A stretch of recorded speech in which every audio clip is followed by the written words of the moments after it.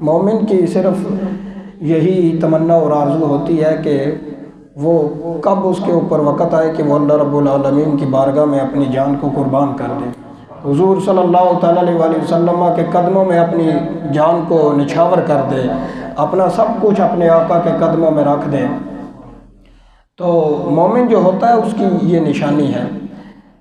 لیکن دعوے کرنے عاشق رسول ہونے کے اور باتیں کرنی عشق کی کہ ہم بھی عاشق رسول ہیں، مگر جب موقع بن آئے تو اس وقت پھر اپنے گھروں میں چھپ جانا یا ان لوگوں کے بارے میں باتیں شروع کر دینا کہ جو حضور صلی اللہ تعالیٰ علیہ وسلم کی عزت ناموس دین اسلام کی سر بلندی کے لیے میدان میں نکلتے ہیں۔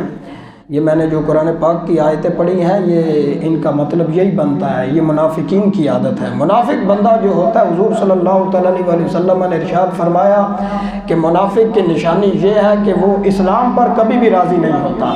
صدیق اکبر سارا مال لے کے آ گئے، جنگ تبوک کے غزوہ تبوک کے موقع پر میرے آقا نے اعلان فرمایا اسلام کو آپ کے مال کی جان کی ضرورت پڑ گئی۔ صدیق اکبر سارا مال لے کے آ گئے، لا کے رسول اللہ کے قدموں میں رکھ دیا۔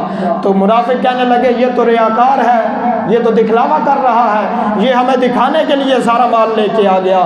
حضرت عقیل انصاری کے پاس کچھ نہیں تھا، آپ نے رات کو ساری رات ایک یہودی کے باغ کو پانی دیا، کنویں کو مطلب اب کنویں سے پانی نکال کے ساری رات باغ کو پانی دیا، اور صبح اس نے 2 کلو کھجوریں دی۔ آپ وہ رسول اللہ صلی اللہ تعالیٰ علیہ وسلم کی بارگاہ میں لے کے حاضر ہو گئے تو میرے آقا نے وہ کھجوریں ساری کی ساری سارے صحابہ کے مال کے اوپر رکھ دی۔ کوئی بندہ لے کے تو آئے نا، لے کے تو آئے۔ میرے آقا نے ایک ایک کھجور پکڑ کے سارے صحابہ جو مال لے کے آئے تھے وہ ایک ایک کھجور اس مال کے اوپر رکھ دی۔ بتا دیا صحابہ کو کہ اے میرے غلاموں، اگر کسی کے پاس کچھ نہ ہو نا، دل میں اخلاص ہو، ساری رات محنت کر کے صرف 1 کلو کھجوریں لے آئے، ہم تو اس کی کھجوروں کو بھی اتنا اعزاز اور تکریم بخشتے ہیں کہ صدیق اکبر کے سارے مال کے اوپر ہم ایک کھجور رکھ دیتے ہیں۔ تو بندہ آئے تو صحیح میدان میں، باتیں کرنے سے تو کچھ نہیں ہوتا نا۔ عقیل انصاری بھی باتیں کر سکتے تھے، جی میرے پاس تو کچھ نہیں، تو دیکھو جی کہ ابھی ہمارے تو حالات ہی نہیں، مدینہ پاک کی کھجوریں پکی ہوئی ہیں تو حالات اتنے سخت ہو گئے، ہم کیا لینے جائیں ادھر تبوک کے مقام پر، رسول اللہ کو اس موقع پر جنگ کے لیے میدان نہیں لگانا چاہیے تھا، معاذ اللہ۔ یہ باتیں میں منافقین کی کر رہا ہوں۔ اگر عقیل انصاری بھی ایسی بات کرتے تو پھر تو کوئی اور بات، مگر آپ نے قیامت تک آنے والے منافقین کے منہ پر تھپڑ پھیر دیا، جوتا مار دیا کہ جو رسول اللہ کا غلام ہوتا ہے اسے ان باتوں کی پرواہ نہیں ہوتی، وہ تو ساری رات محنت کر کے 1 کلو کھجوریں لے کے رسول اللہ کے قدموں میں نثار کر دیتا ہے۔ اور پھر صرف یہی نہیں، پھر ان کی قیمت پڑتی ہے، اور قیمت یہ ہوتی ہے کہ صدیق اکبر سارا مال لے کے آ گئے، عثمان غنی لاکھوں دینار لے کے آ گئے، سینکڑوں گھوڑے اونٹ لے کے آ گئے، تو میرے آقا نے وہ ایک ایک کھجور پکڑ کے، عمر فاروق آدھا مال لے کے ہر ایک کے مال کے اوپر ایک ایک کھجور رکھی، اور بتایا کہ جو ہمارے ساتھ محبت اور اخلاص سے پیش آتا ہے ہم اس کے مال کو بھی یہ عظمت اور عزت بخشتے ہیں۔ آؤ میدان میں آؤ، رسول اللہ کی عزت کے لیے کام کرو۔ یہ وہ در ہے کہ جہاں سے کوئی خالی نہیں جاتا، یہاں جو بھی آیا ہے اس کو میرے آقا نے بھر بھر کے خزانے عطا فرمائے ہیں۔ یہاں جو بھی آئے، وہ ایک عربی آ گیا، اس نے کہا یا رسول اللہ میرے پاس کچھ نہیں ہے۔ اس وقت مال غنیمت میں اتنی بکریاں آئی تھی کہ جن سے ایک پوری وادی بھر جاتی تھی۔ میرے آقا نے فرمایا جا یہ ساری بکریاں تو اکیلا ہی لے جا۔ آؤ تو صحیح نہیں یار میدان میں، میرے آقا تو اتنا نوازتے ہیں، اتنا نوازتے ہیں، اتنا نوازتے ہیں، اتنا نوازتے ہیں، اتنا نوازتے ہیں کہ بندے کی خواہشات ساری ختم ہو کے رہ جاتی ہیں۔ ہم یہاں تو صرف حکمرانوں کی ٹیسیاں اور اپنی سیاسی پارٹیوں کے پیچھے لگے رہنے سے تو کچھ نہیں ہوگا نا۔ نہ تو انہوں نے تمہاری قبروں میں ساتھ جانا ہے، نہ میدان محشر میں انہوں نے تمہیں نظر آنا ہے۔ اگر نظر بھی آئیں گے تو یہ تو اتنی پھینٹی کھا رہے ہوں گے جس کا کوئی حساب نہیں۔ انہوں نے تمہاری مدد کیا کرنی ہے، اور جنہوں نے مدد کرنی ہے ان کے ساتھ وفا کرو۔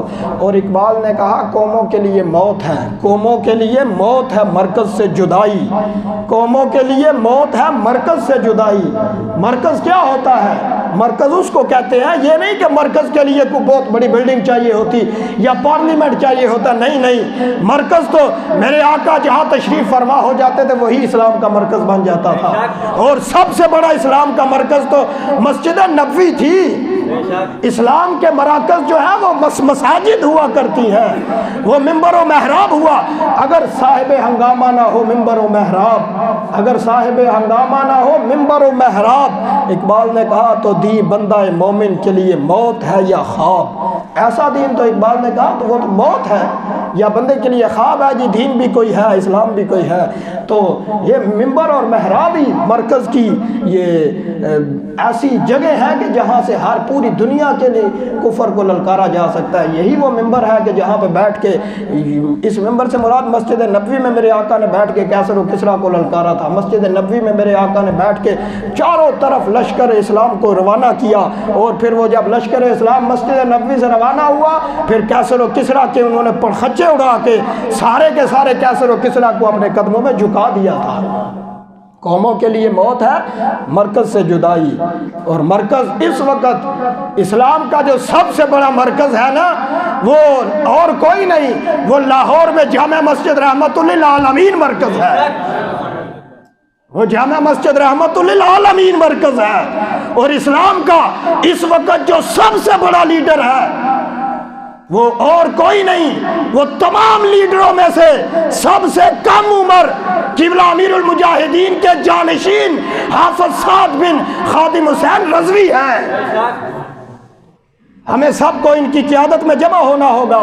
اور جو منافقین یہ بک بک کرتے ہیں نا کہ وہ جی سعد صاحب نے، امیر محترم نے وہ کیا فیصلہ کر دیا کہ وہ گورنمنٹ کے ساتھ معاہدہ طے ہو گیا، تو ان کو ایسے نہیں کرنا چاہیے تھا، تو پیچھے بیٹھ کے باتیں کر رہے ہیں میرے ان کے لیے۔ اور وہ یہ بھی ساتھ کہہ رہے ہیں کہ اگر سیدنا فاروق اعظم حضرت عمر سے پوچھا جا سکتا ہے تو حافظ سعد صاحب سے کیوں نہیں پوچھا جا سکتا۔ میں نے کہا کہ تمہیں غیرت ہونی چاہیے۔ جنہوں نے حضرت عمر سے پوچھا تھا انہوں نے باہر گلی میں کھڑے ہو کے باتیں نہیں کی تھی، وہ باہر جا کے چوکوں میں کھڑے ہو کے لوگوں کے ساتھ انہوں نے اس طرح کے مکالمات نہیں کیے، وہ تو سیدھا فاروق اعظم کے سامنے کھڑے ہو گئے اور بتاؤ عمر یہ آپ نے پورا جوڑا کیسے بنایا ہے، جبکہ سب کو جو چادریں ملی ہیں اس سے مکمل لباس نہیں باندھ سکتا۔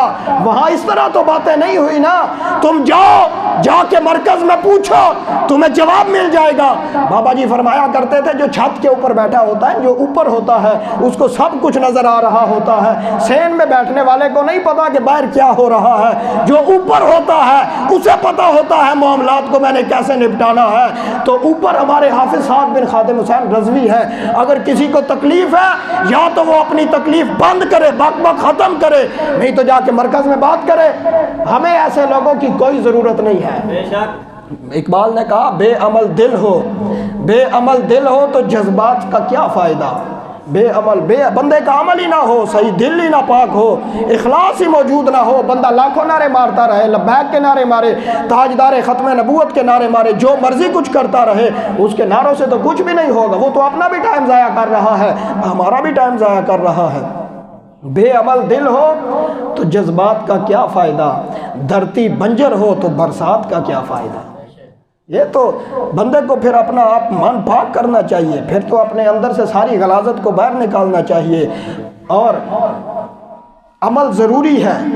اقبال نے کہا عمل ضروری ہے تکمیل آرزو کے لیے، یہ ضروری ہے کہ آپ اور میں سب لوگ ہم نظام مصطفیٰ کے لیے کھڑے ہو جائیں، عملی طور پر میدان میں آئیں اور میدان میں آ کے پھر کام کریں، نظام مصطفیٰ کا کام کریں۔